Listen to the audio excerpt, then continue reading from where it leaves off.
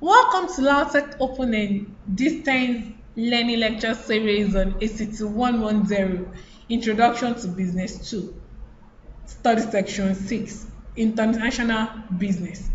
The field of international business is challenging.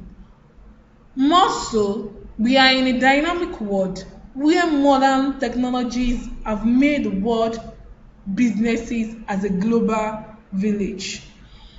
So, international business can be embarked upon by any interested person, provided rules and ethics of the business are adhered to, and also it is an arena of extending domestic markets to abroad.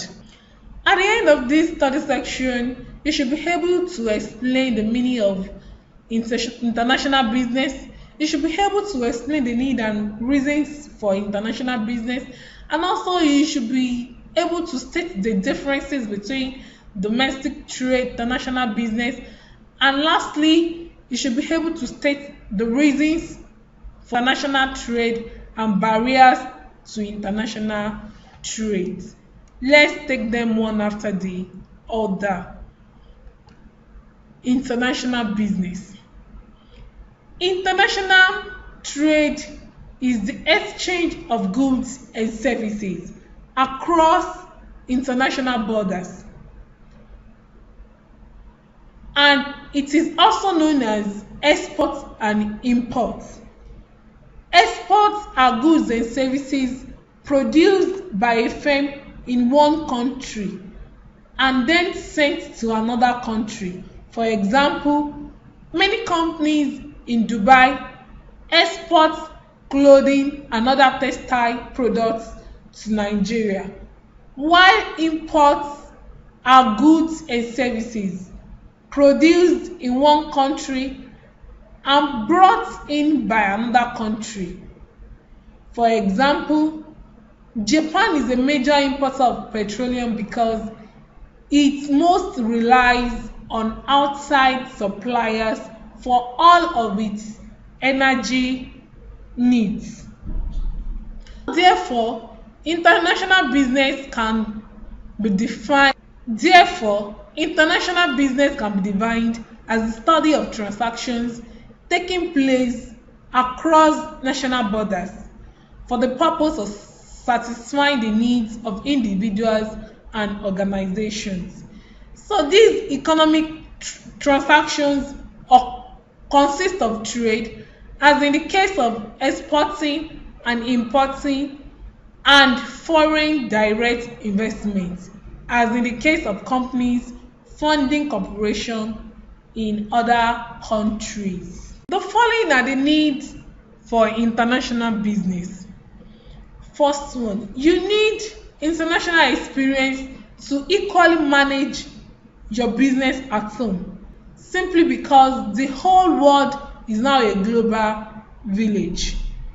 The chief executive officers or managing directors need courses in international business to cope with human resources management.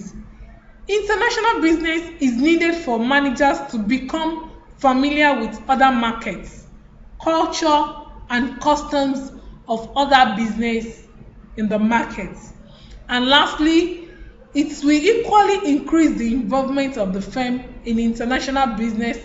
Thus, the procedures and practice need to be studied.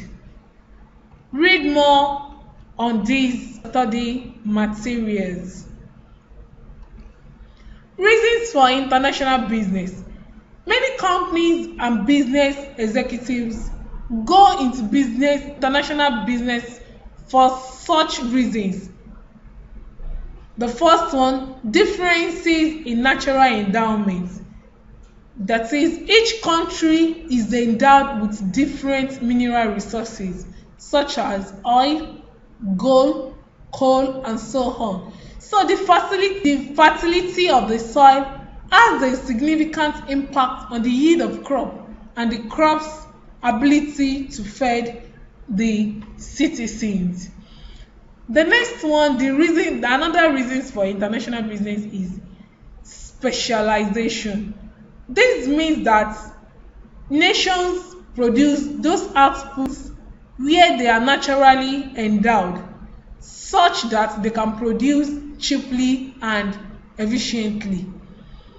Specialization.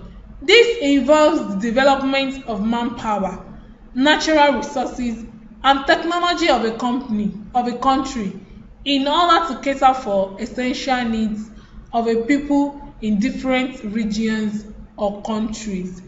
Examples of such effects can be found in the Nigerian steel industries in Ajaokuta. And lastly, the reason for international business is to increase profits and sales. A lot of companies managers are under pressure to increase their company sales and profits. Because of that, they continue to search for new markets in this international business. So, international business and domestic business differ for the fact that international business has three focuses to contend with once it operates outside the shore of its country, and it includes domestic, foreign, and international. While domestic business contends only with one group of problem, which is domestic. All the same, domestic business sometimes contends with the issues of competing with foreign business that establish the business within the country. Reasons for international trade. International trade is an indispensable and inevitable activity in modern business. So some factors which accounted for these are factor endowment, climatic condition, level of technical know-how. Factor endowment. International trade owes its origin to the varying resources of different regions. Climatic condition. Some commodities can only be grown under particular climate condition and on certain soil. And the last one, which is the level of technical know-how. Developed countries of Europe and America have acquired special skills due to their development in technology and technical know-how. So these are the reasons for international trade. Some of the barriers to international trade are discussed as follows: government interferences, language problem, currency differences. Governments of many nations interferes in the flow free of goods and services across the country's border. For instance, a country can impose import duties, import quota, tariff, etc. And also language problem. Language problem make international trade difficult, in which communication is a very vital for any successful transaction that have to take place. And the next one is currency differences. Each country has its own currency, and before a country can trade with other countries, it must obtain the currencies of its trading partner. So you can read more details about this in your study materials. Thank you for listening. See you in the next class.